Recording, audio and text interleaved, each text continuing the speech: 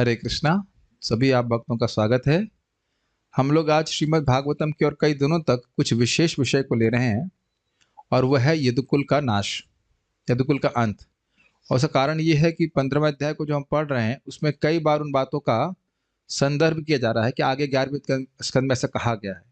आचार्यगण जानते हैं कि जो आचार्यगण लिखे रहे हैं टीका उसमें वो मतलब जो पढ़ने वाला है व्यक्ति थोड़ा समझदार है, तो नई बातें पता रहेंगी तो वो हवा में रहेगी बात कि कौन कहाँ गया, कौन प्रभास गया, कौन नहीं गया। जैसे आज एक माता जी ने पूछा कि प्रद्युम्न अनिरुद्ध यह भी तो प्रभास गए थे, तो ये तो विष्णु तत्व है। देखिए, प्रद्युम्न में कामदेव का भी अंश है। प्रद्युम्न भगवान विष्णु है लेकिन उनमें कामदेव का अंश है, तो वो जो देवता वाला अंश था वह प्रभास गया। तो ऐसे बहुत सारे रहस्य को आप समझेंगे और यदुवंश का तथाकथित नाश यह भी हमारे लिए कल्याणकारी है। क्या क्या कैसे? इस जगत से वैराग्य उत्पन्न करता है। तो ये आप प्रथम 11वें स्कंद के पहले अध्याय को हम पढ़ेंगे। इसमें केवल हम लोग श्लोक बोलेंगे, वो आवृत्ति नहीं करेंगे, श्लोक बोलेंगे, उसका अनुवाद पढ़ेंगे ताकि मोटा मोटा रूपरेखा हमको समझ में आ जाए। थोड़ा थोड़ा मैं एक्सप्लेनेशन दूंगा, ठीक है? तो इट लाइक फास्ट क्लास। सोने का मौका नहीं रहेगा क्योंकि बोलने का मौका है, लगातार बोलते रहना होगा। Okay, let's start. आप लोग तो खैर अच्छे से करते हैं, सोने का वैसे भी मौका नहीं दिया जाता है, क्लास में भी नहीं, 100 का मौका मिलता है। तो मेरे संग बोलेंगे अगर आप बोल सकते हैं तो। हम उसकी आवृत्ति नहीं करा रहे। श्री शुक उवाच कृत्वा दैत्यवधम कृष्ण स रामो यदुभिर्वृतः भुवोऽवतार यद्धारम जविष्टम जनयन कलिम। अनुवाद। श्री सुखदेव गोस्वामी ने कहा, भगवान श्री कृष्ण ने बलराम से मिलकर तथा यदुवंशियों से घिरे रहकर अनेक असुरों का वध किया। तत्पश्चात पृथ्वी का और भार और अधिक यानी और भार हटाने के लिए भगवान ने कुरुक्षेत्र के उस महान युद्ध की योजना की जो कुरुओं तथा पांडवों के बीच सहसा हिंसा के रूप में भड़क उठा। कुछ बात तो आपको 15वें अध्याय से याद होगी। कंटक कंटके नैव, जैसे कांटे से कांटे को निकालते हैं ऐसे भगवान ने। अब कैसे याद है? आप थे नहीं क्लास में? तुम भी थे आप? अच्छा हाँ, इस समय 7:30 बजे से क्लास शुरू होती है। सॉरी, रोटी की क्लास शुरू होती है, रोटी पानी, ठीक है। इस प्रकार से वध किया। तो भगवान ने पहले क्या किया? कृष्ण बलराम जी पहले असुरों को खुद मारे और फिर कुरुक्षेत्र युद्ध में सब सारे हूण और बदमाशों को इकट्ठा करके सबको मरवा दिया। ये भी रुचिकर बात है कि दुश्मनी पांडवों और कौरवों में थी, अन्यों की कोई दुश्मनी नहीं थी, लेकिन उन लोगों में ध्यान दीजिएगा, उन दोनों में कुरवों तथा पांडवों के बीच हिंसा उत्पन्न करा के उसके बहाने से सबको मरवा दिया।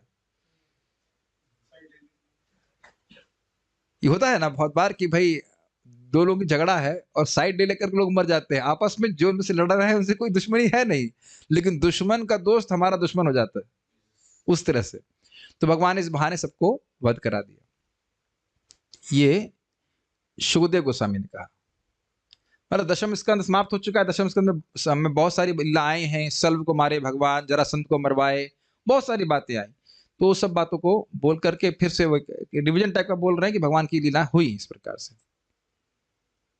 ये को पिता सुबहु पांडु सुता सपत्नैर द्यूत हेलन कच ग्रहणादिभिस्तान कृत्वा निमित्तम इतरे तरतः समेतान हत्वा नृपा निरहरत क्षितिभारमीशः।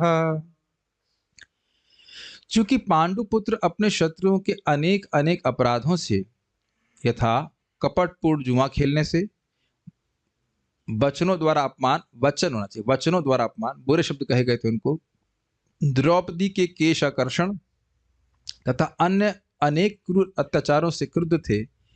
इसलिए परमेश्वर ने उन पांडवों को अपनी इच्छा पूरी करने के लिए कारण रूप में उपयोग किया।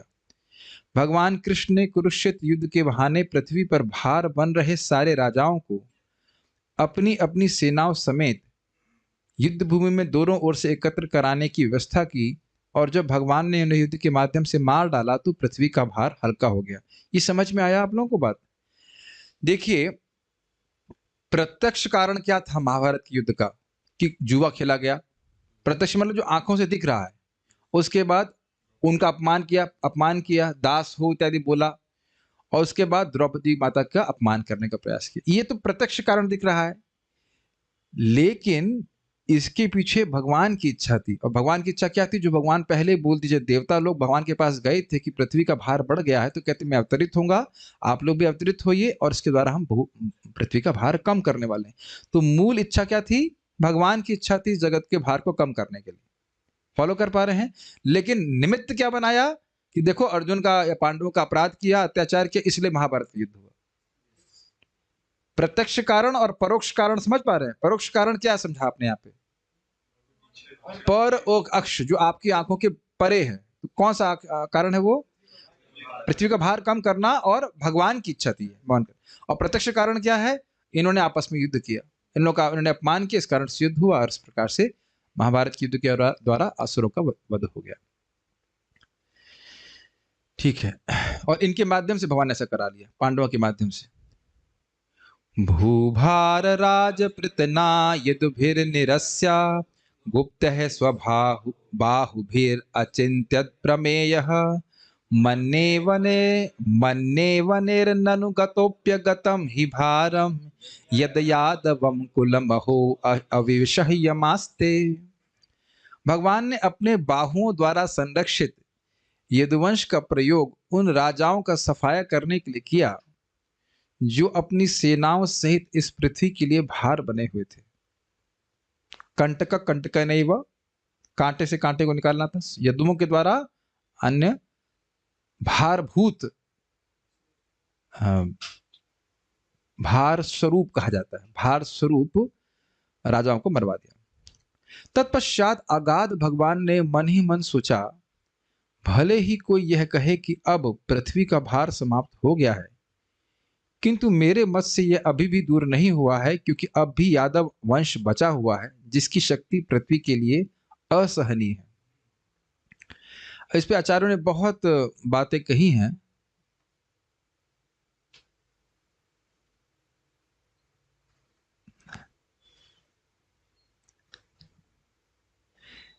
तो यहाँ पे बाहुबी शब्द का उपयोग हुआ है। इसमें श्रीधर स्वामी कहते हैं इसका अर्थ है कि भगवान ने द्विभुज रूप में नहीं, चतुर्भुज रूप में उनकी रक्षा करी।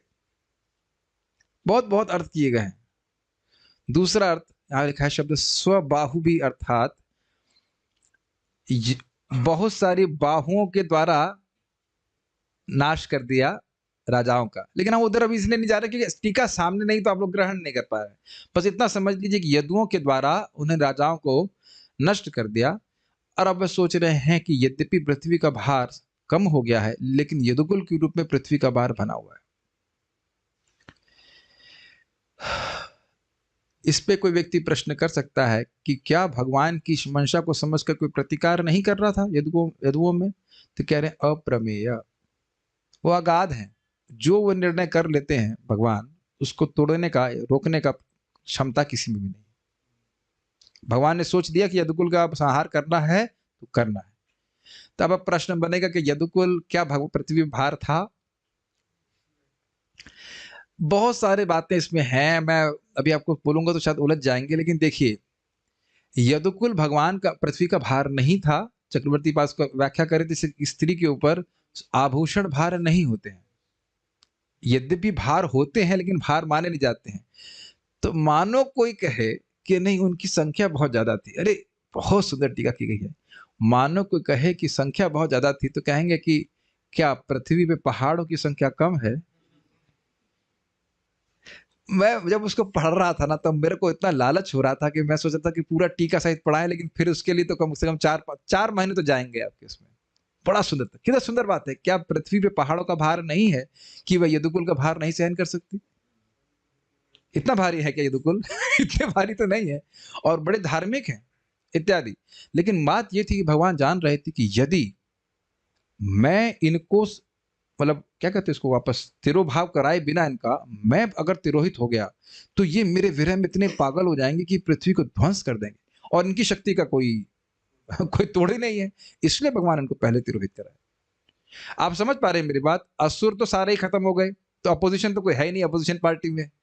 अब ये लोग जो धर्म का पालन करने वाले हैं, कृष्ण के विरह में इतने पागल हो जाएंगे, पृथ्वी में कोई बचेगा ही नहीं, सबको ध्वंस कर देंगे। तो ये कारण था।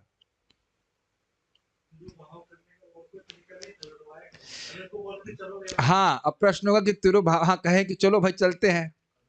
ये बड़ा अच्छा प्रश्न है भारत प्रभु के। देखिए, आपने कभी देखा है कि जब कभी गौशाला वगैरह में कोई झगड़ा हो जाता है तो आपका मन कितना उसमें एब्जॉर्ब हो जाता है। आपसे इसलिए बोल रहा हूँ कि आप मैनेजर हैं।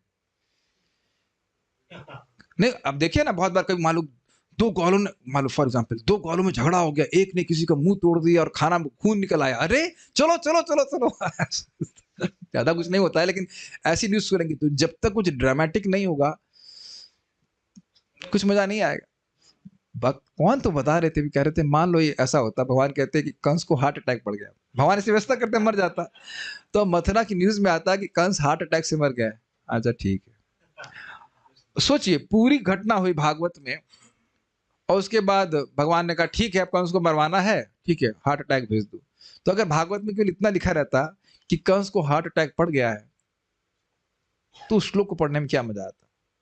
तो कुछ ड्रामा होना चाहिए कि कंस को भगवान मार नहीं रहे हैं, पहले मल्लों को मार रहे हैं और तब भी कंस को नहीं मार रहे हैं, फिर कंस देख रहा है अरे ये तो मेरी मृत्यु के समान आ गया है, वसुदेव को मार दो और इस नंद को मार दो, ऐसे बोला। तब वो गुस्सा हो रहा है, तब भगवान कूदे उसको उठाकर मार दिए, मारे बहुत जल्दी से।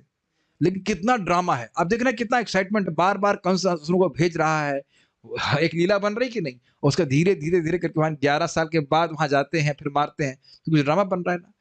अब भगवान कहते ठीक है, यदुकुल चलिए प्लेन में बैठिए चलिए चलते हैं।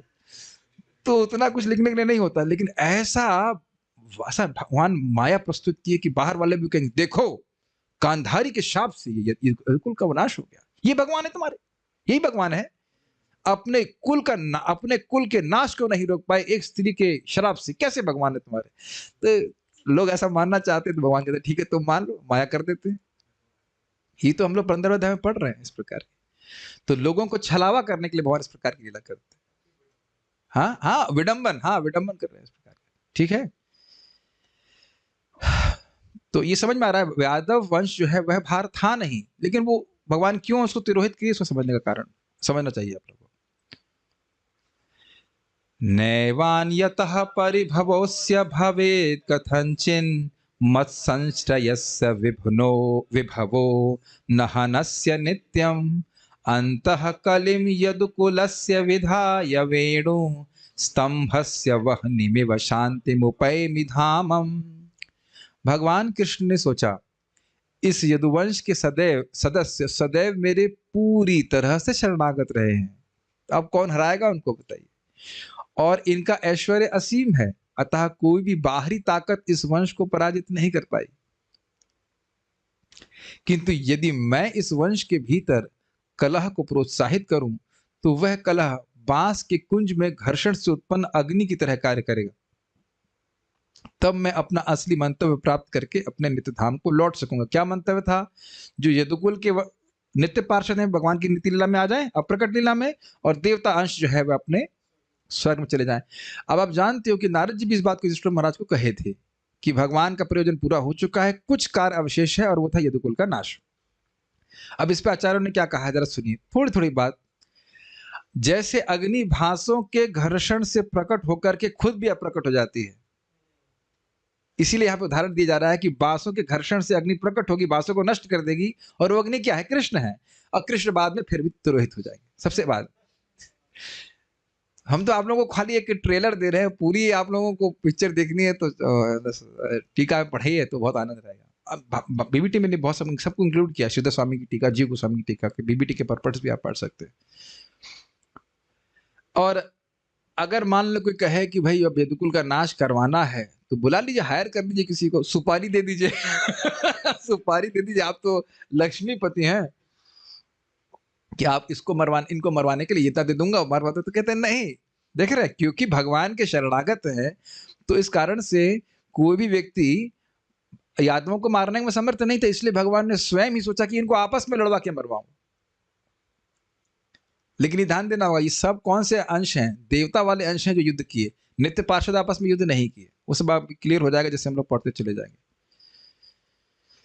Okay, go forward. समझ में आ रहा है ना सब बात, ठीक है।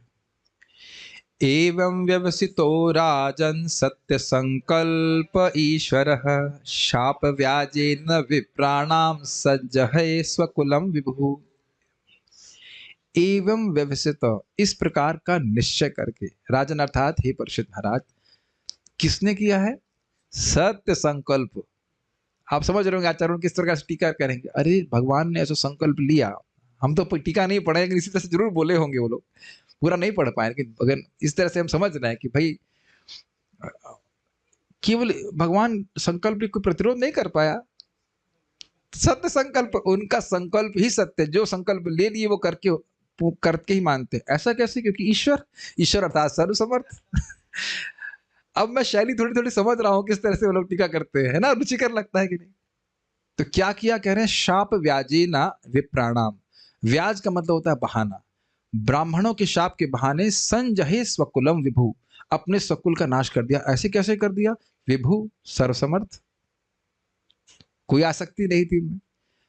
हे राजा परीक्षित, जब परम शक्तिशाली भगवान ने, जिनकी इच्छा सदैव पूरी होकर रहती है, इस प्रकार अपने मन में निश्चय कर लिया, तो उन्होंने ब्राह्मणों की सभा द्वारा दिए गए शाप के बहाने अपने इस परिवार को समेट लिया। इस पे बहुत आगे भी मैं नहीं समझ रहा कि इसी श्लोक में टीका की गई है, लेकिन आचार्यगण कह रहे हैं कि द्वारका वासियों के लिए ब्राह्मणों को अपमान करना असंभव था, और उसी प्रकार से ब्राह्मणों को पता है कि भगवान के पार्षद हैं, इनको शाप देना वैष्णव अपराध हो जाएगा।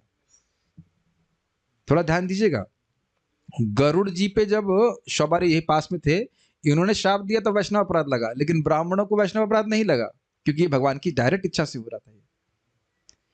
एक और बात थी यहाँ पे जो मैं छोड़ दे रहा हूं, कहाँ? नहीं, आगे आएगा, आगे आएगा। तो ये केवल बहाना था, ऐसा नहीं था कि विप्रो के शाप से यदुकुल का नाश होगा, केवल एक बहाना मात्र था। अगर बहाना क्लियर समझ में नहीं आ रहा है, आपने देखा कुछ लोग झगड़ालू होते हैं, तो उन्हें आपसे झगड़ा करने के लिए बहाना ढूंढना होता है।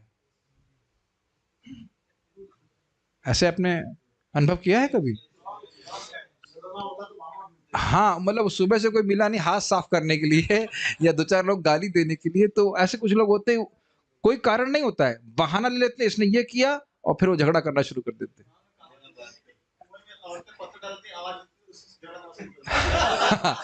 तो प्रेम कृष्ण प्रभु दिव्य ज्ञान हमको दिए कि कुएं में औरतें पत्थर डालती है और उसकी आवाज से झगड़ा करना शुरू कर देती है, आवाज जो होती है। ये बता रहे हैं, नहीं कंडे सुखाने के लड़ती हैं तो ठीक है, वो तो एक जेन्युइन महत्वपूर्ण कारण है।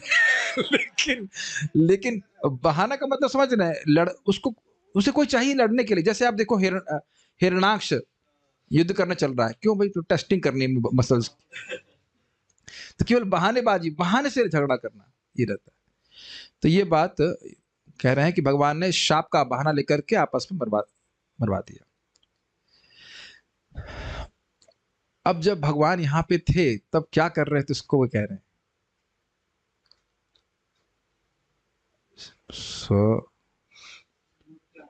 सोच रहा हूं कैसे गाएंगे इसको।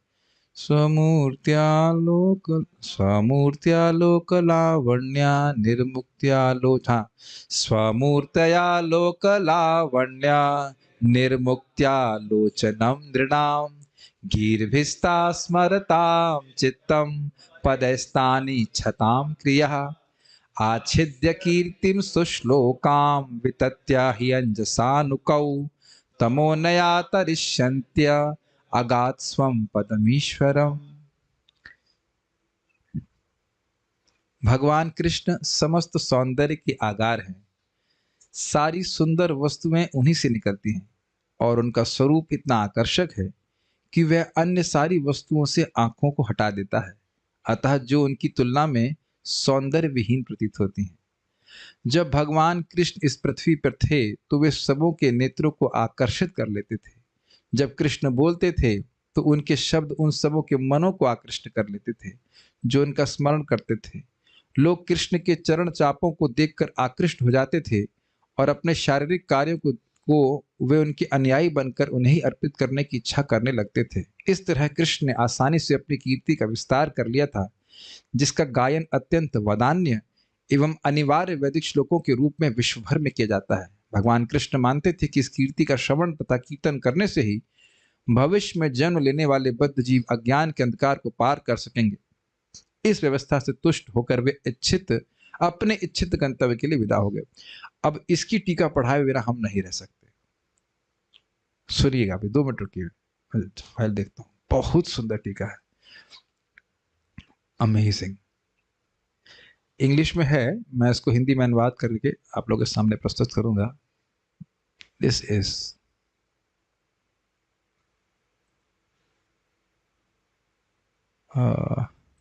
ये फाइल कहाँ है, ये समझ नहीं आ रहा है।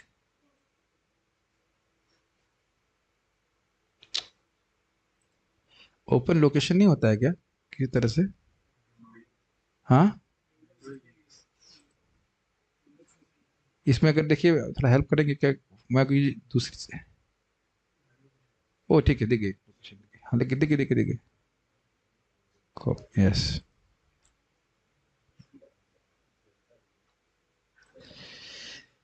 ये श्लोक बहुत सुंदर है, तो इसकी टीका हम जरूर पढ़ेंगे।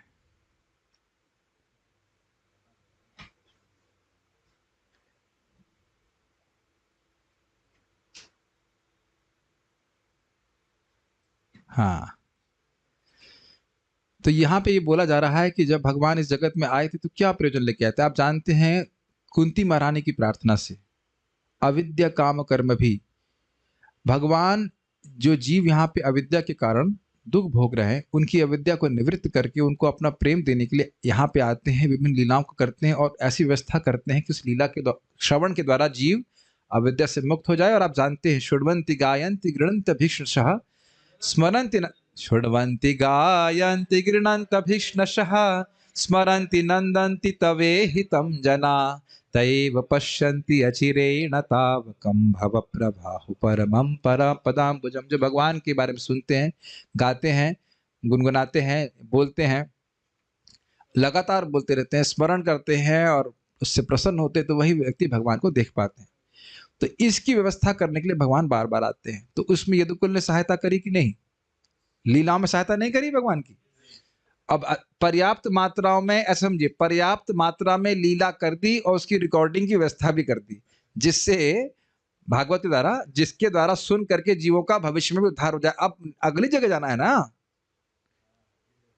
अगले ब्रह्मांड में भी तो जाना है कि नहीं जाना? समझ में आ रहा है कि नहीं आ रहा है? क्यों कर रहे हैं भगवान, समझ रहे हैं?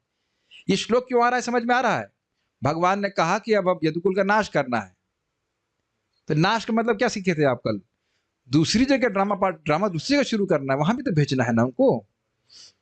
यहाँ पे ड्रामा हो गया, उसकी रिकॉर्डिंग व्यवस्था हो गई, आगे के जीवों का भी लाभ हो जाएगा सुन करके। अब हम दूसरी जगह जा रहे हैं, दूसरे ब्रह्मांड में जाएंगे, दूसरे ब्रह्मांड में जाकर के लीला करेंगे। ये भगवान की व्यवस्था है। तो अब वो जब यहाँ पे थे तो भगवान कृष्ण क्या किए, उसकी व्याख्या सुखदेव गोस्वामी कर रहे हैं। जरा देखें क्या श्लोक है, बहुत अच्छा श्लोक है। कौन सा नंबर है इसका? हाँ, तो यहाँ पे चक्रवर्ती पाद टीका में कहते हैं कि भगवान यहाँ पे आए और अपने उद्देश्य को पूरा करके वह तिरोहित हो गए। जब वो यहाँ पे थे तो उन्होंने सभी की आंखों को हर लिया।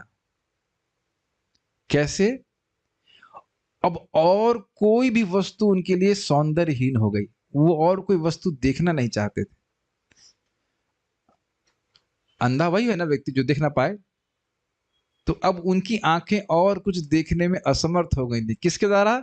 भगवान के सौंदर्य के प्रकाशन के द्वारा। जब लोगों ने भगवान को देखने के बाद अन्य वस्तुओं को देखा तो उनकी आंखें काम नहीं कर रही थी। That is something amazing, is it not? कितना सौंदर्य भगवान का होगा। अगर आपको अभी भी समझ में नहीं आ रहा तो ऐसे समझिए, आप स्वीट राइस खा रहे हैं तो लग रहा है बहुत अच्छा मीठा है, लेकिन उससे अधिक मीठा हलवा खा लेंगे, कहेंगे तो एकदम फीका है। अब तो ये तो आप मत कहना कि आपने अनुभव नहीं किया है कि नहीं? बहुत अधिक मीठा रसगुल्ला खा लीजिए तो कहेंगे स्वीट राइस में तो स्वीटनेस नहीं है। इतना होता है कि लगता है स्वीटनेस है ही नहीं। गलत कौन कौन बोलेगा? विरोध कौन करे? कौन विरोध करेगा? माइक खींच दो, किसी को नहीं। क्या सबने अनुभव किया है? Please raise your hands. Yes yes yes. तो बहुत अधिक स्वीट वस्तु खा लेते हैं तो जो थोड़ी बहुत स्वीटनेस किसी में है वो फीकी लगती है कि नहीं? समझ में आ गया? तो भगवान इतने सुंदर, इतने सौंदर्य का प्रस्तुतिकरण किया, असीम सौंदर्य का, कि आप वो देखने के बाद दुनिया की हर वस्तु फीकी लगती है। आप सुन चुके हैं कि कृष्ण की वो वेणु की ध्वनि जब उनके कान में गई तो वो और कुछ सुनना नहीं चाहती थी। सुनना नहीं चाहती, क्या सुन पा ही नहीं रही थी। तो ये हो गया आंख को भगवान ने कैसे चुराया। उसके बाद उन्होंने उनकी वाणी को चुरा लिया।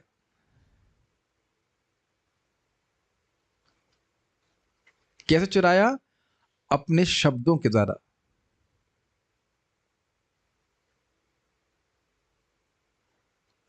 तो यानी कि भगवान के शब्दों को सुनने के बाद मधुर या गिरा वल्गु वाक्य, अब वो और कुछ सुनना नहीं चाहते।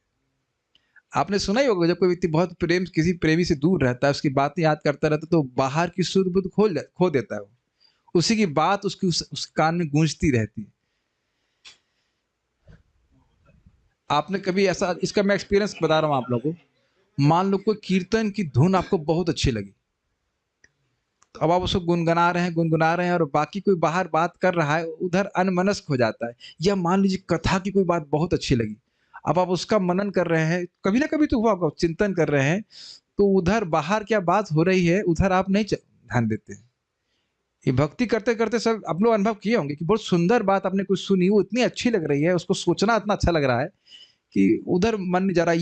यहाँ तक कि यह भी होता है, मान लो आप प्रसाद ग्रहण कर रहे हैं और आप उधर कुछ सोच रहे हैं और दूसरा व्यक्ति कुछ बोल रहा है, उधर ध्यान नहीं जाता। ये तो बहुत बार हुआ होगा, इज इट नॉट? कोई बहुत सुंदर बात है, आप सोच रहे हैं ना, प्रसाद पे ध्यान जा रहा है ना, वो बात ही पे मन बार बार उसमें बहुत प्रसन्नता का अनुभव हो रहा है। इतना सुख है कृष्ण के शब्दों को सुनकर के। आप लोगों को इसलिए बड़ा आश्चर्य लग रहा होगा, लेकिन देखिए भगवान अपने प्रेम को जरा सा प्रकाशित कर देते हैं। प्रेम तो करते हैं, लेकिन किसी जीव के प्रति थोड़ा सा प्रकाशित कर देते तो वो पागल हो जाता है और कुछ सोच नहीं सकता है। समझ में आ रहा है? अपने शब्दों के द्वारा उन्होंने उनकी वाणी को छीन लिया। क्या समझ में आ रहा है? और वो और कुछ नहीं बोल सकते, केवल कृष्ण के बारे में बोलेंगे। और उनके कान को भी छीन लिए, और कान को सुनना नहीं चाहता है। बताया ना मैंने वो गोपियों वाला एग्जाम्पल। उसके बाद कह रहे हैं कि जो लोग अपने हृदय से स्मरण कर, सभी लोग हृदय से स्मरण करते हैं, उनके हृदय को भी छीन लिया। उनके हृदय में खाली कृष्ण ही बैठे हुए थे। उसके बाद कह रहे हैं कि जो लोग पांव से चलते हैं, उनके पांव को छीन लिया। कब? जब उन्होंने भगवान के चरण कमलों से अंकित पृथ्वी को देखा। पृथ्वी भगवान के चरण कमल अंकित थे ना, उसको देखा। और उसके बाद ऐसा करने के अब तो प्रयोजन सिद्ध हो गया है। लोग अंधे हो गए हैं, गूंगे हो गए हैं, बहरे हो गए हैं और लंगड़े हो गए तो अब हमारा प्रयोजन सिद्ध हो गया है। भगवान कृष्ण कहते अब हम चलते हैं। समझ में आ रहा है ये बात? इसे कहते हैं व्याज स्तुति। लोगों को अंधा कर दिया, बहरा कर दिया। कोई कहे कि किसी व्यक्ति ने लोगों को अंधा कर दिया, बहरा कर दिया, गूंगा कर दिया, लंगड़ा कर दिया, तो आप उसे क्रूर मानेंगे ना। लेकिन यहाँ क्या भगवान की निंदा हो रही है? बोल तो यही रहे ना कि भगवान कृष्ण आए, उन्हें लोगों को गूंगा गूंगा कर दिया, उन्हें बहरा कर दिया, अंधा कर दिया, इत्यादि इत्यादि। लेकिन ये व्याज स्तुति है, निंदा जैसा लग रहा है लेकिन एक्चुअली स्तुति है। जैसे यहाँ पे ही रूप गोस्वामी जी का कथन है कि देखो भाई, अगर घर परिवार में आ सकते हो तो गोविंद का दर्शन करने बिल्कुल नहीं जाना। केशी घाट पे गोविंद जी का दर्शन करने बिल्कुल नहीं जाना। कौन बोल रहा है? रूप गोस्वामी जी बोल रहे हैं, उन्हीं के आराध्य देव है भगवान तो ऐसा लग रहा है कि मना कर, देखो वहां नहीं जाना, भगवान के सामने मत जाना। लेकिन वो एक्चुअली स्तुति कर रहे हैं कि नहीं, अगर वाकई घर परिवार की आसक्ति से मुक्त होना चाहते हो तो गोविंद देव के दर्शन करने जरूर जाना। यही बोल रहे हैं कि भगवान ने अपने रूप को प्राकट करके लोगों को अंधा कर दिया, बहरा कर दिया, इत्यादि इत्यादि। तो उसके बाद चक्रवर्ती बात कहते हैं, उनको कृपालु कौन कहेगा जो व्यक्ति लोगों को बहरा कर रहा है, अंधा कर रहा है, उसे कृपालु कौन कहा जाएगा? वह तो सबसे बड़ा चोर है। तो ये व्याज स्तुति कहलाती है। एक्चुअली उन्होंने तो वास्तविक रूप से असुरों को भी मुक्त कर दिया, उनको मार करके। तो ये एक प्रकार की भगवान की स्तुति है। हाँ, असुरों को मुक्त कर दिया उनको मार करके, और अन्यों को अपने सौंदर्य के समुद्र में निमज्जित कर दिया। कैसे? प्रेम दे करके। देखिए, एक कल बात थोड़ी क्लियर नहीं हुई थी, जब हमने कहा कि भगवान योग माया समावृता के अर्थ है कि जैसे सर्प की केंचुली होती है, तो सर्प के और देखने वाले के व्यक्ति के बीच में एक ट्रांसपेरेंट लेयर है। एक भक्त ने कहा कि देखिए, क्या हम इसको ऐसे उसी प्रकार से भगवान और इस जगत के जीवों के बीच में भगवान माया का एक पर्दा, एक जवनिका रख देते हैं, वो है ट्रांसपेरेंट। आप मेरी बात समझ पा रहे हैं? पर्दा जैसे ही बोलूंगा तो आप सोचेंगे नहीं, पर्दे के पीछे व्यक्ति दिख ही नहीं रहा है, लेकिन एक्चुअली ऐसा नहीं है। दिख रहा है कि मैं कृष्ण को देख रहा हूं, लेकिन उस योग माया के कवरिंग से भगवान का माधुर्य और ऐश्वर्य नहीं दिखता। वो भगवान के रूप में नहीं दिखते, वो समान व्यक्ति के रूप में दिख रहा है। तो एक भक्त ने कल बोला कि क्या प्रभु जी हम ऐसे भी बोल सकते हैं कि क्या हो गया, आवाज ठीक आ रही है अपनों को? ओके। तो क्या हम ऐसे भी बोल सकते हैं कि वह जैसे सर्प एक समय पे केचुली उतारता है तो कृष्ण भी ऐसा करते? नहीं, क्योंकि देखिए कल आपने सुना था ना, एक ही समय में पहलवानों को वज्र जैसे दिख रहे हैं, एक ही समय में, और गोपियों को स्मर मूर्तिमान कामदेव की तरह दिख रहा है। तो ये भगवान एक ही समय में कुछ लोगों के सामने कर्टन को हटा के रखते हैं, उनके मधुरता का अनुभव करते हैं, कुछ लोग नहीं कर पाते हैं। तो मेन बात क्या थी? जिन लोगों के हृदय में प्रेम है वे भगवान के इस ऐश्वर्य और माधुर्य का अनुभव कर सकते हैं। जो प्रेमी नहीं है, जो द्वेषी है, जो असुर है, वह नहीं कर पाएंगे। तो भगवान उनको मार करके मुक्ति देते हैं। और अन्य लोगों पे कैसे कृपा कर रहे हैं? उनको अपना प्रेम देकर के। समझ पा रहे हैं बात? ये सब भगवान के आने के प्रयोजन थे। और उसके बाद, हाँ क्या बोल रहे हैं, इस प्रकार की असीमित कृपा, मतलब जिसमें कहीं कोई रुकावट नहीं, अबाध कृपा केवल कृष्ण करते हैं। और फिर कहते हैं कि जब, हाँ, अपनी महिमा का विस्तार करके और यह व्यवस्था करके कि व्यासदेव आदि मुनिगण उन महिमा को मतलब लिपिबद्ध कर दें, भगवान ने कहा हम चलते हैं, अब भविष्य में आने वाले लोग भी इन महिमा को श्रवण करके मेरे प्रेम की प्राप्ति करेंगे। तो सारी बात सिद्ध हो गई। यहाँ पे आए, प्रेम दिया, असुरों को मारा, उनको मुक्ति दी, और हमारे लिए भागवत की व्यवस्था भगवान करके चल दी। ठीक है।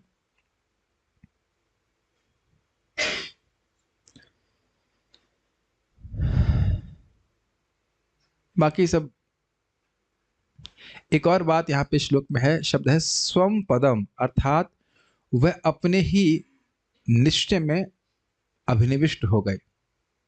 मतलब वो सोच रहे थे, उनको कोई सजेशन नहीं, वो किसी से सजेशन नहीं मांग रहे, खुद ही सोच ले कि अब हमको यदुकुल का संहार करके वापस आना है। ठीक है।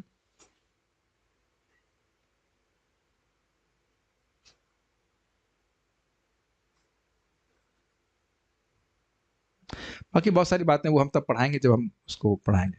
तो ये सब बातें समझ में आए कि ये श्लोक किस लिए बोला गया। भगवान ने संकल्प ले लिया कि यदुकुल का नाश करना चाहिए, और भगवान किस प्रयोजन से आए थे सब बताया गया श्लोक में। अगला देखिए,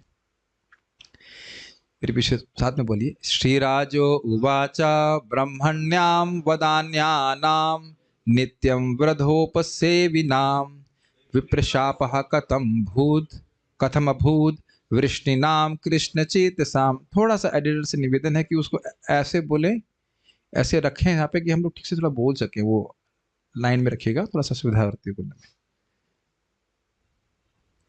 राजा परीक्षित ने पूछा, ब्राह्मणों ने उन वृष्णियों को कैसे शाप दिया जो ब्राह्मणों के प्रति सदैव आदर भाव रखते थे? बहुत ध्यान से सुनना होगा अनुवाद। भाई शाप तो तब दिया जाता है ना जब वो कोई अपराध करे। अब जब कोई व्यक्ति अपराध कभी कर ही नहीं रहा है, कभी, यहाँ लिखा सदैव, कभी अपराध नहीं कर रहा है, सदैव आदर भाव रख रहा है, उसको मरने का शाप कैसे देंगे? और भी एक नहीं, सारे यदुकुल को। देखिए बहुत बड़ी बात हो गई। आपने सुना है बहुत जगह कि अप्सराओं ने अपराध किया था, इसने अपराध किया, तो उनको शाप दिया ना, कि सारी अप्सरा जाति को शाप दे दिया। ये चीज मैं इस समय ध्यान कर रहा हूं, गौर कर रहा हूं। सोचिए, आपने कई बार सुना था ना, अष्टावक्र टेढ़े चल रहे थे तो अप्सराओं ने हंसी, तो जो अप्सरा हंसी उन पे शाप लगा। नल कुबेर और मणिग्रीवर गिरी गड़बड़ कर रहे थे तो उनको शाप लगा। अब ये नहीं कि नारद जी सारे यक्षों को शाप दे दें। तो कुछ आपको नहीं लग रहा है इंटेंसिटी बहुत ज्यादा है? ये नहीं लग रहा कि भगवान की तरह प्रेरित है, मैं आगे नहीं बढ़ूंगा अगर समझ में नहीं आया तो? ब्राह्मण लोग के प्रति कुछ राजकुमारों ने अपराध किया, उग्रसेन ने तो नहीं किया, सारे लोग तो नहीं किए अपराध, तो उनको उन पे क्यों मतलब शाप चला गया बताइए? क्या सभी लोग अपराध किए थे? आगे आप पहले सुन चुके हैं हम लोग 11वें स्कंद में, तो प्रथम स्कंद की बात तो पता ही होगी आपको।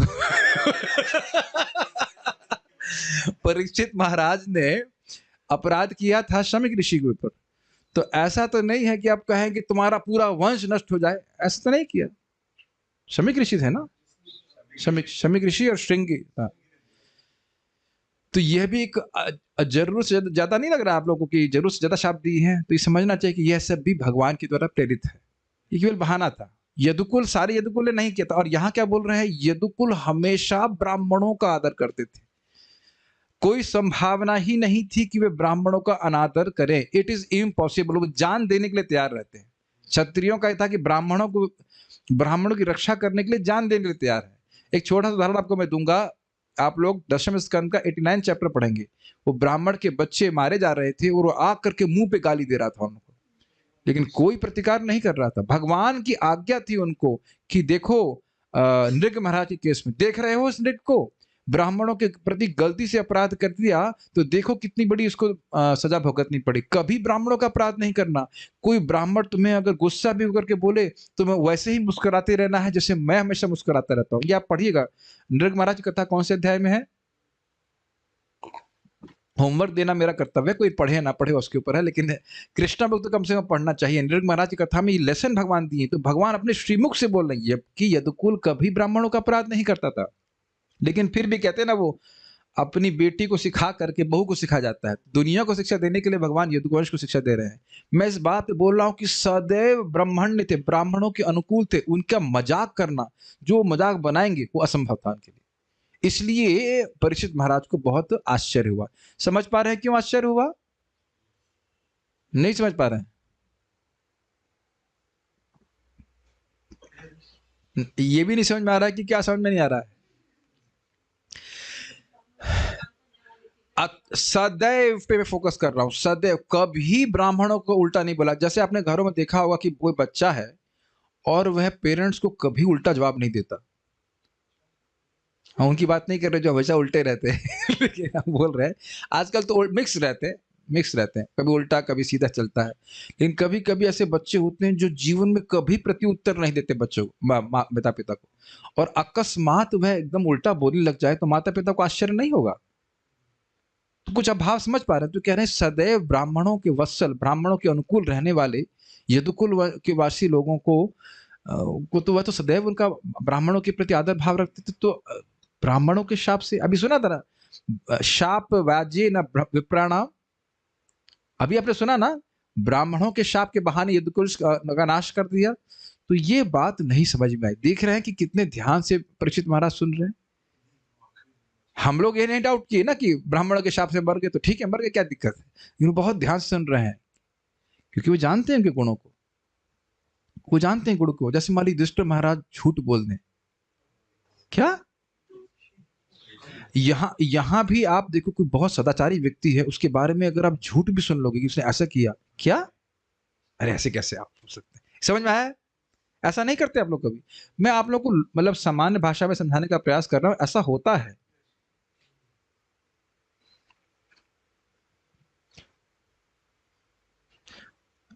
कभी कभी मुझे भी आश्चर्य होता है, जूम पे कभी कभी लोग एकदम से 4:45 आना शुरू कर देते हैं। क्या, यह तो सदैव ही निद्रा का सम्मान करने वाले थे, आज ये निद्रा का असम्मान करके सुबह कैसे उठ गए? ठीक है, तो समझ में आ रहा आश्चर्य क्यों हो रहा है? ठीक है, दानी थे, और यानी ऐसा भी नहीं है कि, हाँ ये भी हो सकता हो कि ब्राह्मण कोई दान मांगने आया हो और क्या है, जाओ यहां से, अपराध कर दी हो और शाप मिल गया हो। अभी भी आपको क्लियर नहीं हुआ है, मैं और क्लियर करता हूं। देखिए, बड़ी सुंदर घटना है। एक बार दुर्वासा मुनि भगवान के से मिल के आए, और दुर्वासा मुनि के पास एक माला थी, भगवान को दी हुई माला, वो पहने हुए थे, भागवत में वर्णन इसका, और वह उन्होंने इंद्र को दे दिया। और इंद्र ने उसका सम्मान नहीं किया कि माला थोड़ी सूख गई थी, तो वह हाथी को डाल दी, और हाथी क्या सम्मान करेगा, उसने फेंका नीचे और अपने पांव के लिए कुचल दिया। आप समझ गए, तुरंत शाप मिल गया कि तुम अपने पद से हट जाओ। अच्छा, एक और घटना सुनिए, एकदम क्लियर समझ में आएगा। बृहस्पति एक बार इंद्र की सभा में गए, और इस समय इंद्र बहुत मतलब वहां पे he was enjoying the अप्सरा थिंग्स अप्सरा नृत्य कर रही थी, तो उसका वह आनंद ले रहे थे, तो अपने गुरु का तिरस्कार कर दिया, ये तो गुरु जी तो रोज आते ही रहते हैं, अब क्या प्रणाम करना है। तो सदैव आदर भाव नहीं रहा ना, तो यद्यपि बृहस्पति कुछ बोले नहीं, वो चले गए वहां से, लेकिन उसी समय से उनका पतन शुरू हो गया। तो ये सारी संभावनाएं क्या यदुवंश में संभव थी? नहीं थी। इसलिए कह रहे हैं सदैव आदर भाव रखने वाले थे, दानी थे। ऐसा नहीं था कि ब्राह्मण मांगने आए, दिए नहीं तो इसलिए शाप मिल जाए। तो कोई बहाना तो लग नहीं रहा है। शाप का बहाना कैसे निकल रहा है, ये पूछ रहे हैं। आप कह रहे हो कि ब्राह्मणों के शाप के बहाने नष्ट कर दिया, मैं तो शाप का अवकाश ही नहीं देख रहा हूं। शाप का शाप का आधार क्या है, ये समझ नहीं पा रहा हूं मैं। और वृद्ध तथा सम्मानित पुरुषों की सेवा करते थे, ब्राह्मणों की तो करते ही थे, और वृद्धों के और सम्मानित लोगों की करते थे। और जो ब्राह्मण भी हैं, भक्त भी हैं, वृद्ध भी हैं, सम्मानित, उनके प्रति कैसे अपराध कर देंगे? तो अपराध का मूल कहां से आ रहा है? अपराध का मूल तो है ही नहीं। तथा जिनके मन, सबसे इंपॉर्टेंट, जिनके मन सदैव कृष्ण के विचारों में पूरी तरह लीन रहते थे। अब ये बड़ी सुंदर बात है, आचार्यों ने बोला है कि ऐसा कैसे हो सकता है, मान लो कोई भगवान का भक्त है और उसने अपराध कर भी दिया, तो ब्राह्मण उनको शाप भी क्यों देंगे? आप समझिए, परीक्षित महाराज ने श्रमिक ऋषि के, शमिक ऋषि के प्रति अपराध किया था, तो उन्होंने उसको शाप दे दिया था। हाँ, हर चीज में हूं, हर चीज में हूं। कंप्यूटर देखते रहो, कंप्यूटर से हूं निकलेगा। जानबूझ के मैं गलती बोला। शमिक ऋषि ने जिनके ऊपर सर्प फेंका गया था, जब वो बाह्य चेतना में आए, वो कोई शाप नहीं दिए। अरे भक्त है, गलती होगी, कोई बात नहीं। राजा भी है और भक्त भी है, उनके बेटे ने शाप दिया। तो अगर यह भी संभावना मान ली जाए कि ये अपराध, मान लो गलती से कोई गलती कर भी दी, लेकिन भगवान के भक्त हैं, तो वो उधर वो भी शाप माफ कर देंगे। भगवान के भक्त हैं, इनको क्या करना, ठीक है ना?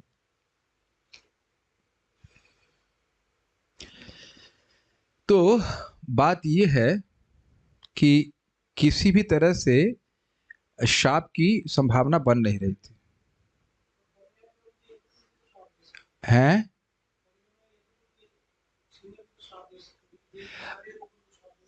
हाँ, ये सब ये है। नहीं, देखिए, वो हो नहीं सकता है, क्योंकि देखिए भगवान के लिए, देखिए आप कह रहे हो कि यदुकुल वंशी भी शाप दे सकते थे, लेकिन देखिए समझिए बात को, वैष्णवों का ये स्वभाव ही है कि जो हम लोग तो प्रोबेशन में है, जो वास्तविक वैष्णव है, शाप दिए जाने पर भी और खुद शाप देने का सामर्थ्य होने पे भी प्रतिकार नहीं करते।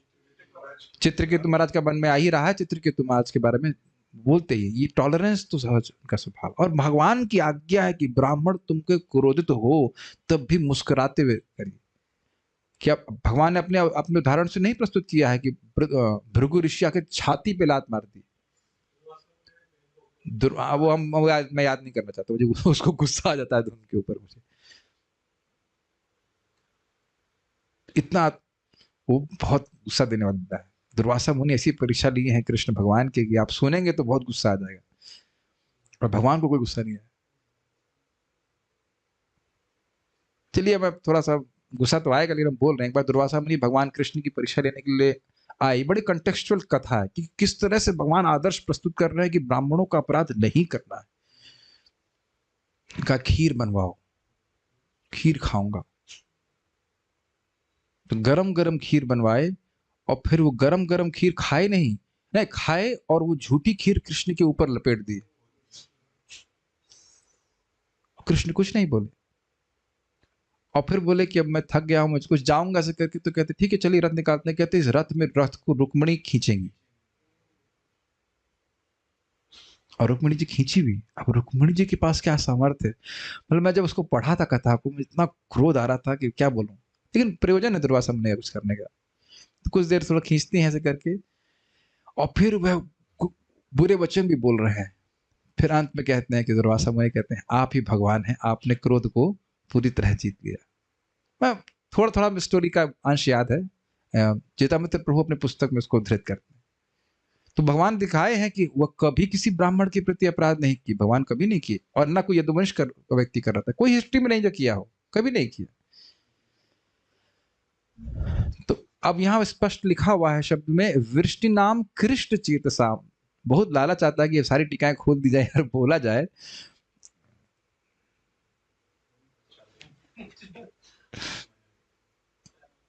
जल्दी पूरा कर रहा है सत्र, लेकिन बहुत अच्छी एक एक शब्द बहुत अच्छा बोला। कृष्ण, वृष्टि नाम कृष्ण चेतसाम, जो कृष्ण को ही संतुष्ट करने में, कृष्ण प्रेम से भरे हुए व्यक्ति, वो कैसे शाप का भागीदार हो सकता है? नहीं हो सकता है, वो शाप के लायक नहीं है व्यक्ति। अत्यंत सुकोमल उसका हृदय होगा। मुझसे रहा नहीं जा रहा है, मुझसे रहा नहीं जा रहा है। खुल गई टीका। चाहिए इस पे क्या बोलते हैं, जरा देखते हैं। कौन सा श्लोक है ये? इस श्लोक का नंबर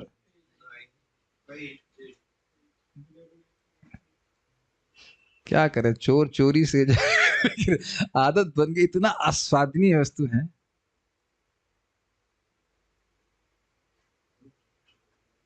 हाँ, तो ये बोले यादव लोग, हाँ एक बात यहाँ बोल रहे हैं कि ब्राह्मण है तो वो इस ज्ञान से युक्त हैं कि वैष्णवों का अपराध नहीं करना चाहिए। दुर्वासा जी को पता है एक बार गड़बड़ हो गई थी, याद है? इसीलिए जब जब जब पांडवों से थोड़ा सा गड़बड़ हुई थी ना, वो अक्षय पात्र वाला, तब कहा कि भाई इस बार हमने परेशान करने का प्रयास किया पांडवों का, इस बार तो भगवान हमको छोड़ेंगे नहीं, भाग गए थे तुरंत वहां से।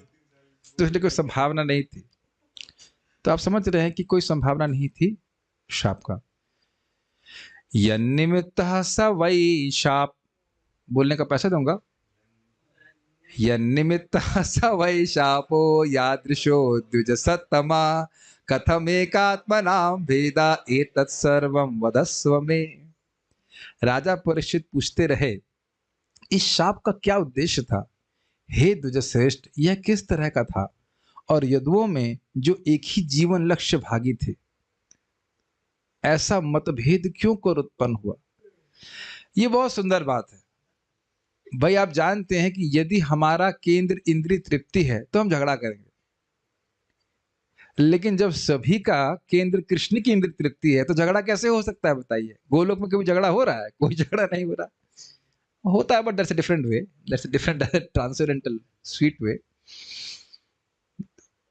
कहाँ कहाँ बातें जा रही है, थोड़ा सा बात क्षमा कीजिएगा, थोड़ा सा डिस्ट्रैक्ट कर रहा हूँ, हल्का सा डिफ्लेक्ट कर रहा हूँ। जैसे मुझे हंसी आ रही थी, भगवान का चेहरा, भगवान का शरीर इतना चिकन, इतना चमकीला है कि उसमें व्यक्ति को अपना ही प्रतिबिंब दिखता है। तो श्रीमती राधा रानी भगवान की छाती को देखती हैं और उसमें अपना ही प्रतिबिंब उनका फलित होता है। तो कहती हैं, अच्छा हमारे पास आया है और हृदय में दूसरी स्त्री को रखा है। तो गुस्सा हो जाती है। तो इस प्रकार का झगड़ा है, लेकिन ये झगड़ा स्वीट है, वो बात नहीं है। ठीक है। यदुओं में जो एक ही जीवन लक्ष्य भागी थे, क्या बात शब्द इस्तेमाल यहाँ पे प्रयोग कर रहे हैं। एकात्म नाम, एक आत्मा, एक आत्मा थी, अर्थात सबका मन कृष्ण की सेवा में लगा। जैसे देखिए हम लोग अभी कृष्ण के बारे में सुनना चाहते हैं तो इकट्ठे हुए, कोई झगड़ा नहीं हो रहा है। अब कहने बहुत हो गया कृष्ण के बारे में बात, अब कुछ और बात की जाए, कोई और टॉपिक लिया जाए, तो ऐसा तो कोई वहां पे विषय है नहीं, सभी लोग कृष्ण के बारे में सुनना चाहते हैं, तो अभी तक तो कोई झगड़ा नहीं हुआ। तो किस प्रकार का शाप है? कोई कारण नहीं दिख रहा है ना।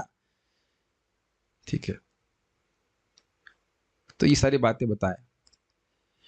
श्रीबादरायणेर्उवाच बिभ्रद्वपुः सकलसुन्दरसन्निवेशं कर्माचरन् भुवि सुमङ्गलमाप्तकामः आस्थाय धाम रममाण उदार कीर्ति। होना चाहिए उदार कीर्ति, नहीं होना चाहिए उदार कीर्ति।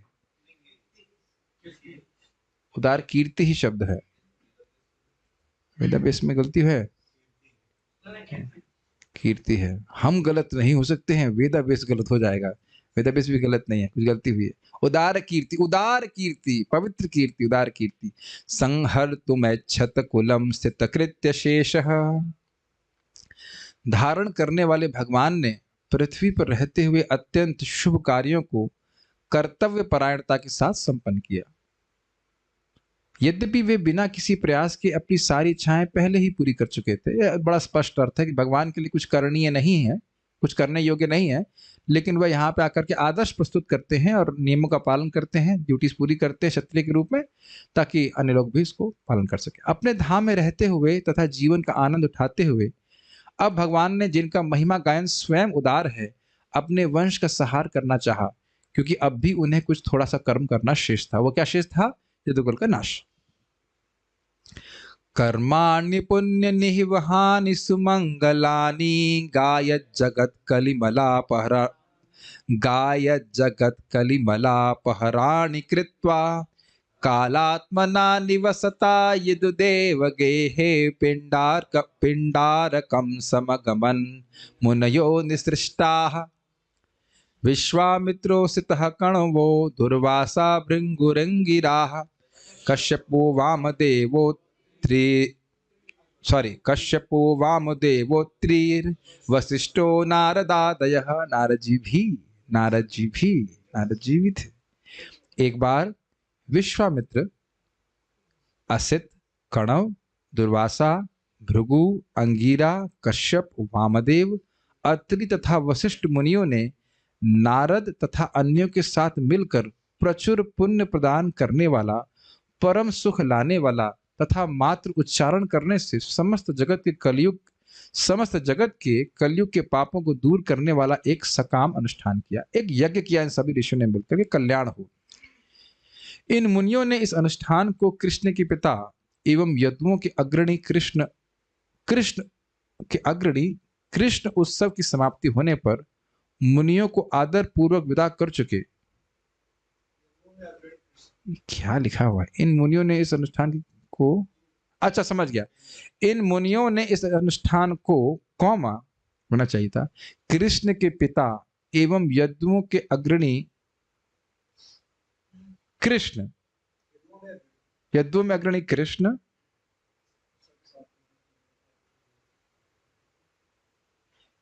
ध्यान दिए हैं ट्रांसलेशन पे या उस? This is very embarrassing. कुछ ध्यान नहीं दे रहा है क्या लिखा है, या फिर इसमें ही गलती है? ओके, मुझे दोबारा देखना पड़ेगा। ट्रांसलेशन में भी गलती करते हैं। ट्रांसलेशन में गलती हो जाएगी तो कैसे सिखाऊंगा बताइए? ये भी मुझे खुद करना पड़ेगा। श्लोक 12 है ना?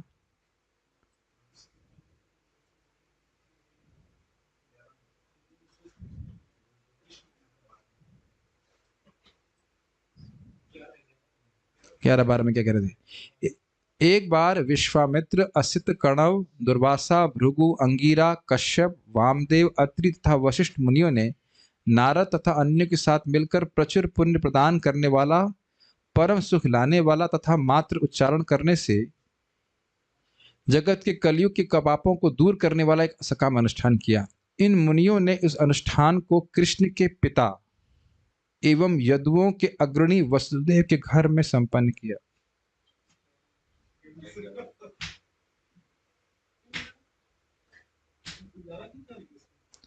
जब उस समय वसुदेव के घर में काल रूप में निवास कर रहे कृष्ण उत्सव की समाप्ति होने पर मुनियों को आदर पूर्वक विदा कर चुके, तो वे मुनि पिंडार्क नामक पवित्र तीर्थ स्थान चले गए। मुनि पिंडार्क नाम था उस स्थान का।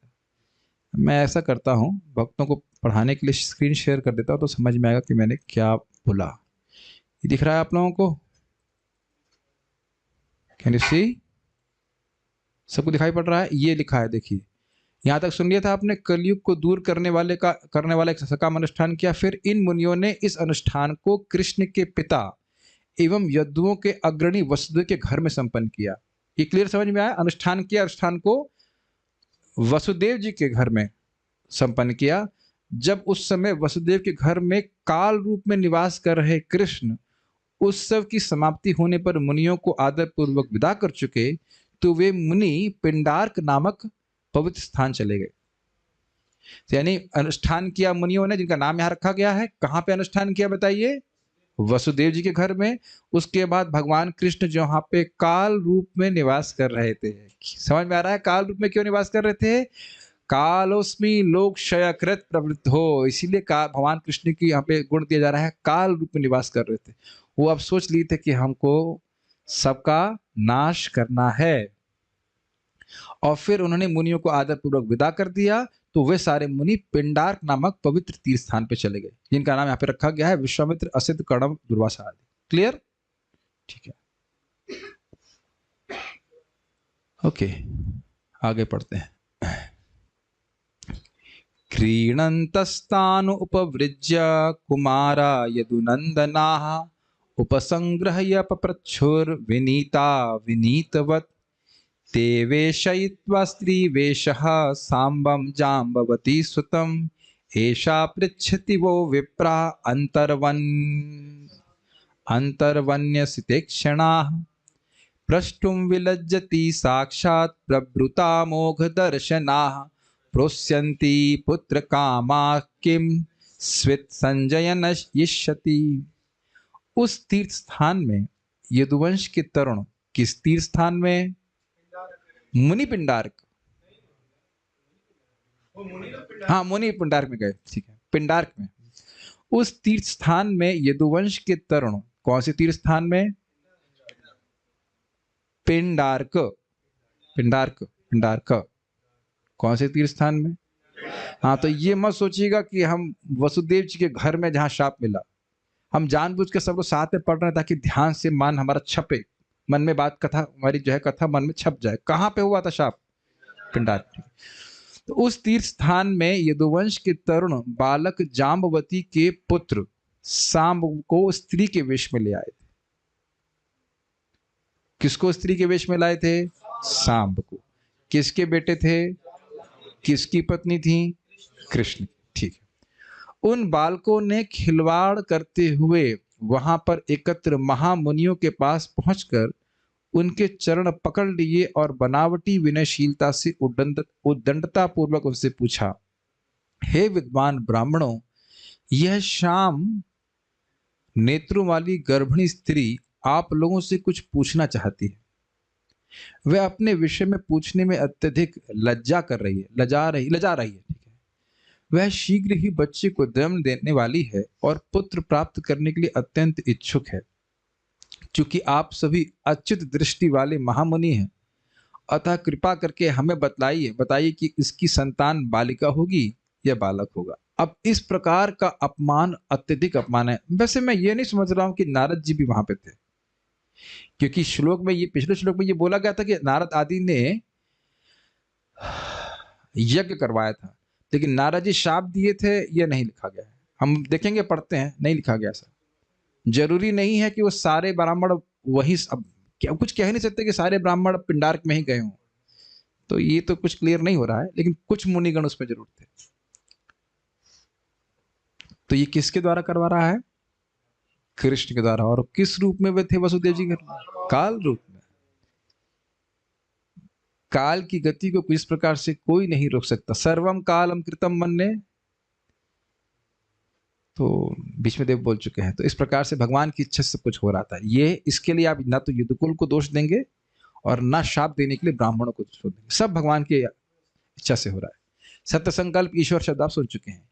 एवं प्रलब्ध मुनयस्तानुचुः कुपिता नृप जनिष्यति वो मंदा मूशलम कुलनाशनम। हे राजन, धोखे से इस तरह उपहास का पात्र बनाए गए मुनि क्रुद्ध हो गए और उन्होंने बालकों से कहा, मूर्खों, नहीं मैं मूर्खों ही बोलूंगा क्योंकि एडिटर साहब ने लिखा नहीं कि मूर्खों होना चाहिए। मूर्खों, वह तुम्हारे लिए लोहे का एक मूसल जनेगी जो तुम्हारे समस्त कुल का विनाश करेगा। अरे भाई, वो तो जान रहे हैं कि ये सांब है, लेकिन अब जब वो बोल रहे हैं कि स्त्री है, कोई बात नहीं, गलती हो जाती, don't worry, you are a sweet boy, don't worry. आप प्रयास, और लोग तो अनुवाद भी करके नहीं दे रहे, इज इट नॉट? आप करके दे रहे हो तो हो जाता है। एक्चुअली इसमें कोई बड़ी बात नहीं, मैं भी तैयार करूंगा तो कुछ शब्द छूट जाते हैं। ध्यान रखिए एटलीस्ट सेंटेंस गड़बड़ नहीं। इट कैन, अब इतने तो यहाँ बुद्धिमान लोग हैं, मूरियों को गलती हुई, मूर्खों समझ लिया। I should not be too much harsh also, you are doing it okay. मूर्खों, वह तुम्हारे लोहे का एक मूसल जनेगी जो तुम्हारे समस्त कुल का विनाश करेगा। तो अब आप ये कहेंगे कि भाई ये क्यों नहीं बोले कि ये सांब है? जब वो इस तरह से पूछ रहे हैं कि स्त्री है तो क्या जन्म देगी, तो वह भी बोलती है भाई मूसल जन्म देगी और तुमको मार देगी, पूरे कुल का नाश कर देगी। तो ये सारी बात भगवान के द्वारा प्रेरित हो रही है। थोड़ा सा डिफ्लेक्ट कीजिए, वापस अम्बरीश महाराज के प्रसंग में आ जाइए। वहां भी भगवान दुर्वासा मुनि को कंट्रोल कर रहे हैं। नहीं तो बाद में दुर्वासा मुनि बोलते हैं एकदम स्पष्ट कि आपका नाम सुनने मात्र से व्यक्ति पवित्र हो जाता है। यह नाम श्रुति मात्रे ना पुमान भवति निर्मला। तो भगवान की महिमा को जानने वाले भक्त हैं, लेकिन भगवान अब प्रेरित कर रहा है तो व्यक्ति वैसा ही कार्य करेगा ना। तो ये सीधे भगवान की इच्छा से चल रहा है ना। तो ब्राह्मण को आप दोष दीजिए ना, ये तो कुल को दोष दीजिए। तश्रुत्वा तेति संत्रस्त, खाओ बेटा, हाँ। तश्रुत्वा तेति संत्रस्ता विमुच्य सहसोदरम सांबस्य ददृशुर तस्मिन् मूषलम खलवयस्मन् स्मयम्। मुनियों का शाप सुनकर भयभीत बालकों ने झटपट सांब के पेट से कपड़े हटवाए और सचमुच उन्होंने देखा कि उसके भीतर एक लोहे का मूसल था। अच्छा, एक बात आप लोग सोच नहीं पा रहे हैं, क्या सांब छोटे बच्चे थे? आप यहां सोच रहे हो बालक हैं, उनकी शादी हो चुकी है, उनके 10 बच्चे भी हैं।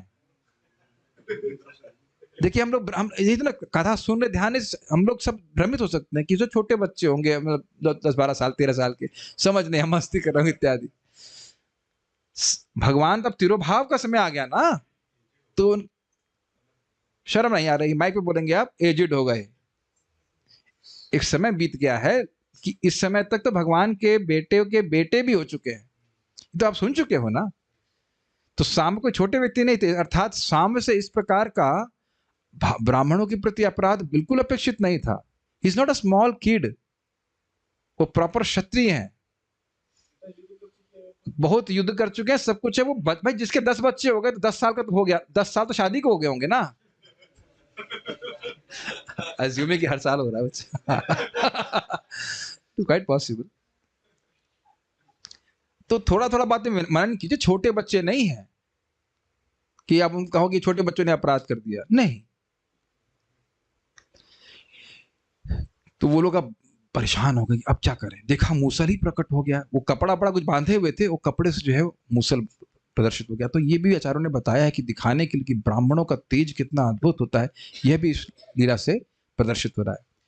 किम कृतम मंद भाग्यैर्नः किम वदिष्यन्ति नो जनाः इति विह्वलिता गेहा नादाया मूषलम ययुः। यदुवंश के तरुण लोगों ने कहा, ओह, ये हमने क्या कर डाला, हम कितने अभागे हैं, हमारे परिवार वाले हमसे क्या कहेंगे। ऐसा कहते हुए तथा अतीव विक्षुब्ध होकर वे अपने साथ उस मूसल को लेकर अपने घरों को लौट गए। अब आपको ये बात बहुत सिंपल लगती होगी, लेकिन आगे जो घटना हो रही है उसका कारण यह है कि वे मूसल को लेकर घर गए। वैसे देखिए, बात यह है कि मूसल को वहां छोड़ देते तब भगवान कुछ नई योजना बना के करवा देते, लेकिन यहां आप देखिएगा किस प्रकार से मूसल को साथ में लेके जा रहे हैं। अब कैसे व्यवस्था बन रही है उनको आगे मारने की। हाँ, ये भी महत्वपूर्ण बात है कि यहाँ पे माफी नहीं मांग रहे हैं।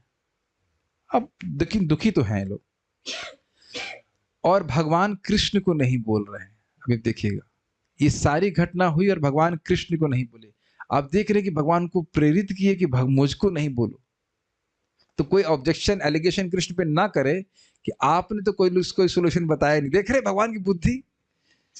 अगर भगवान को बोल देते कि ये शाप हुआ है, क्या करना है, अब वो तो शरणागत है, तो भगवान बताते कि क्या कर रहा है, लेकिन नहीं बताए। भगवान कृष्ण को उग्रसेन के पास गए।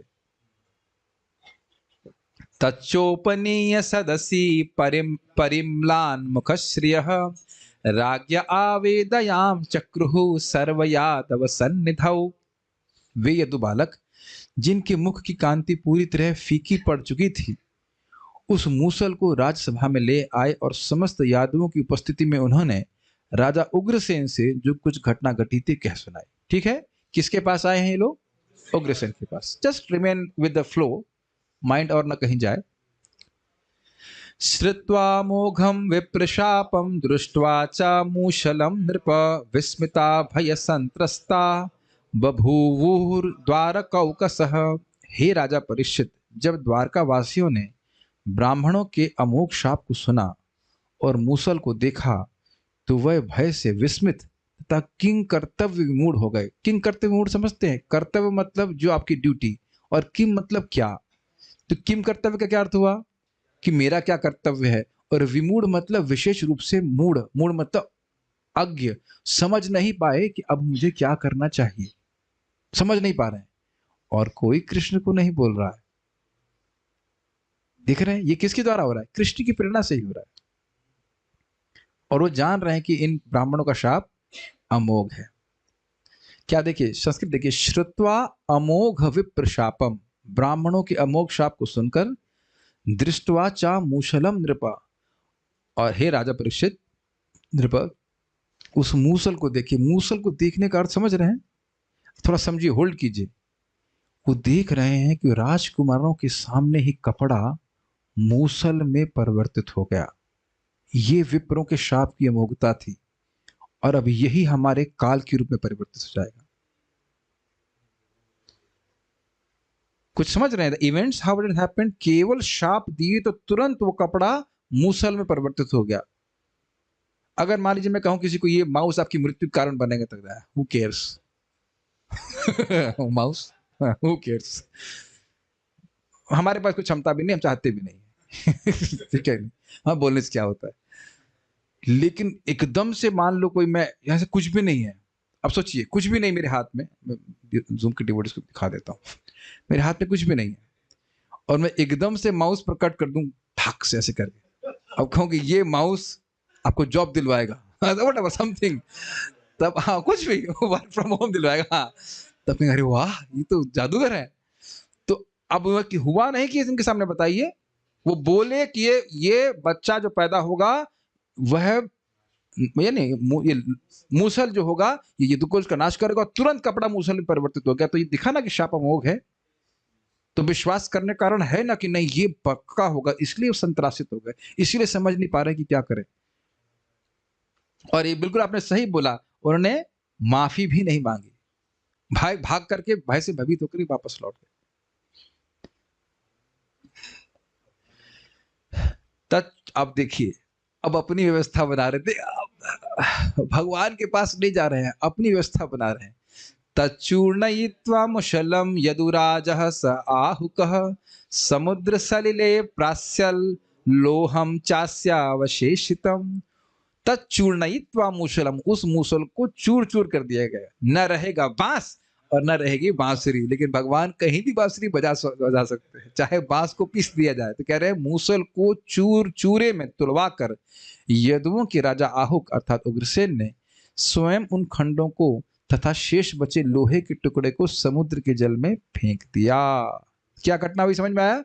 मूसल को पीसा गया, अब जान रहे पीसते पीसते एक छोटा पीस, अरे छोटे पीस से क्या होने वाला है, इससे क्या होने वाला, छोड़ो उसको, अब क्या करना है, इसे फेंक दो समुद्र में। और चूर्ण से कैसे मर सकते हैं ना, come on be practical my dear boys, don't worry about it, कोई दिक्कत नहीं है। इसको चूर्ण चूर्ण कर दिया है हमने लोहे को, अब किसी को कुछ भी नहीं होगा। See how nice and intelligent it was idea. और छोटे से लोहे के पीछे कौन मर रहा है? अब देखिए क्या होता है। कश्चिन्मस्योग्रसिल्लोहं चूर्णानि तरलैस्ततः उह्यमानानि वेलायां लग्नयासन किलैरकाः। किसी मछली ने वह लोहे का टुकड़ा निगल लिया, और लोहे के शेष खंड, खंड का मतलब है चूर्ण, लहरों द्वारा किनारे पर लग गए, जहां पर वे ऊंचे तीक्ष्ण नरकटों के रूप में उग गए। मतलब केन्स, केन समझते हैं, सरकंडे टाइप के, शार्प ग्रास किसे कहना चाहिए, जो भी कह लीजिए, मतलब एयर का भी कह सकते हैं, लेकिन समझ रहे ना बात को, पॉइंटेड बड़ी शार्प घास के रूप में लोहे से घास हो गई। Quite interesting. कालात्मन, जब भगवान कुछ करना चाहते हैं तब कोई नहीं रोक पाएगा।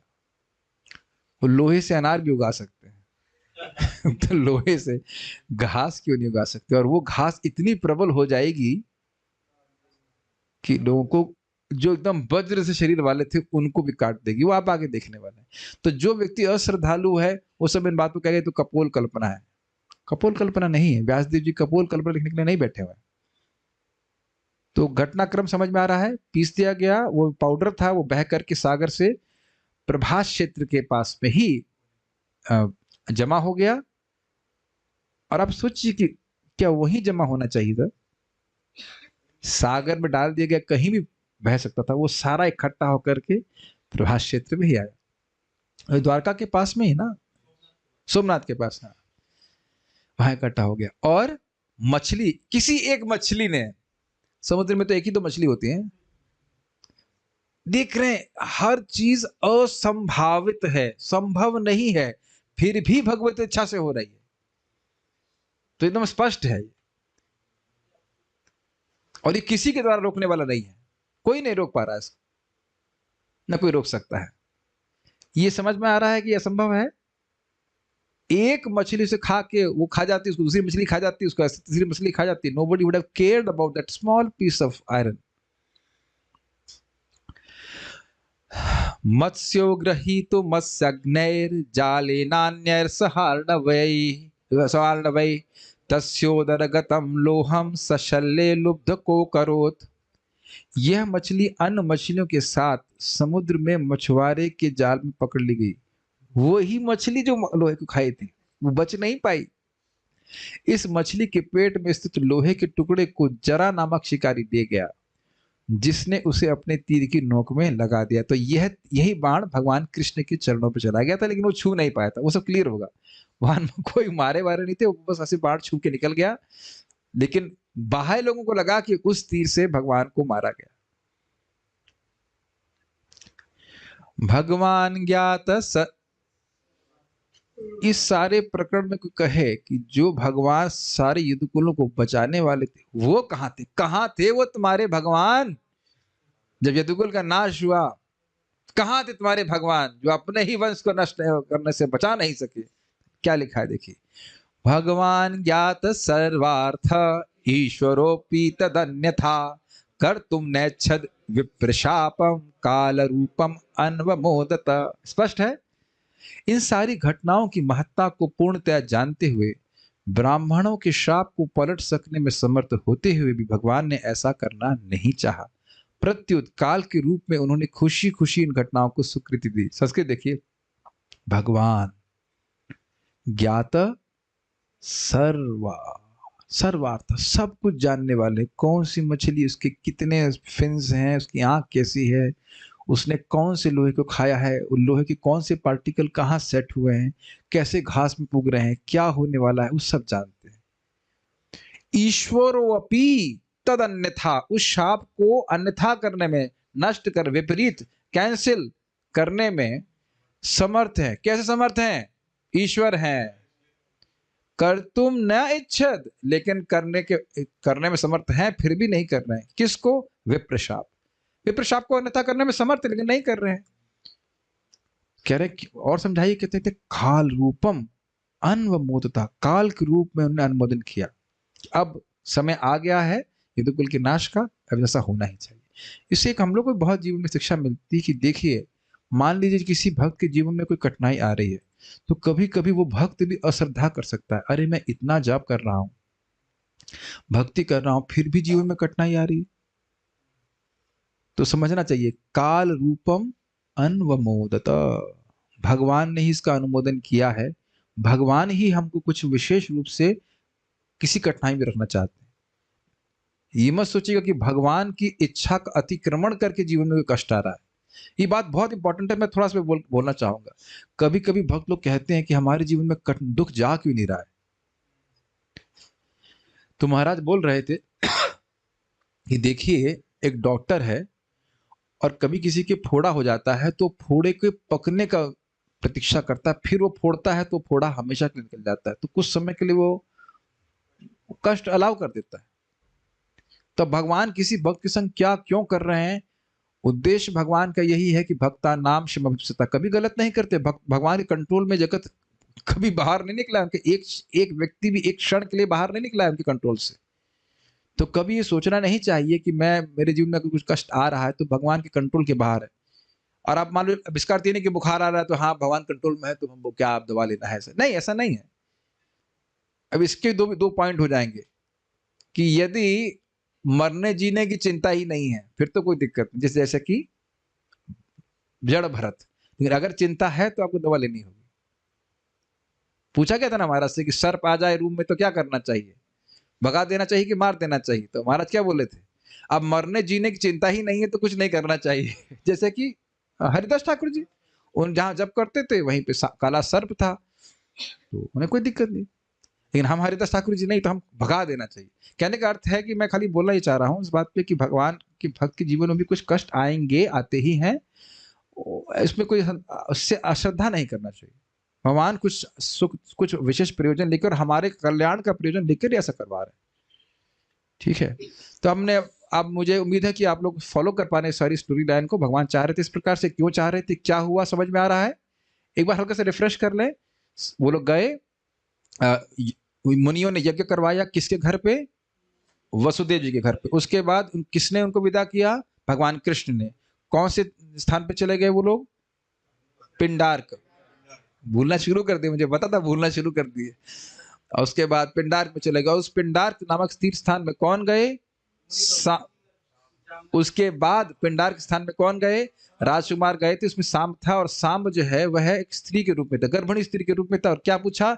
ये शर्मा रही है, पूछना जानना चाहती है कि ये बालिका है कि बालक है।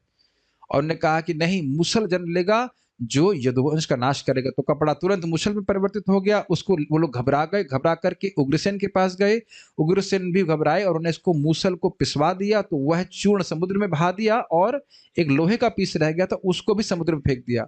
और वो चूर्ण जो था वो बह करके प्रभास के तट पे लग गया, जहां जाकर वह एक बड़ी शार्प, बड़ी तीक्ष्ण घासों के रूप में परिवर्तित हो गया। और जो लोहे का पीस था वह मछली खा गई। उस मछली को अन्य मछलियों के संग एक मछुआरे ने पकड़ लिया। हाँ, मछुआरे ने पकड़ लिया। और उसमें से वो मछली का जब फाड़ा गया, जिसने लोहे को पीस को खाया हुआ था, तो उस लोहे के पीस को जरा नाम के शिकारी ने, जो शिकारी था, तीरंदाज कह लीजिए जो भी है, तीर था, उसने उसे तीर बाण बना लिया। और उसके बाद भगवान सब कुछ, और ये भगवान के पास नहीं गए, और भगवान सब कुछ जानते हुए भी इस बात का अनुमोदन किए काल के रूप में। आगे क्या करेंगे उसको हम छठे अध्याय को पढ़ेंगे। अब पहला अध्याय पढ़ा है, छठा रेडी कर दीजिएगा। छठे अध्याय को पढ़ेंगे, फिर 30 और फिर 31। ठीक है, तो उम्मीद है कुछ समझ में आया होगा बात। हम बहुत चर्चा नहीं करें, लेकिन वो अब तात्पर्य आप लोग को पढ़ने पड़ेंगे।